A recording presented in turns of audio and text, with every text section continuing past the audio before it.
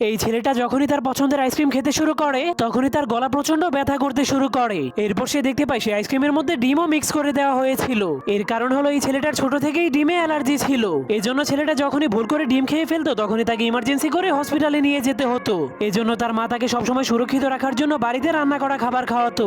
যখন প্রথমবার ছেলেটার অ্যালার্জি হয়েছিল তখন তার মা তাকে নিজের পিঠে চড়িয়ে জলদি করে হসপিটালে নিয়ে গিয়েছিল।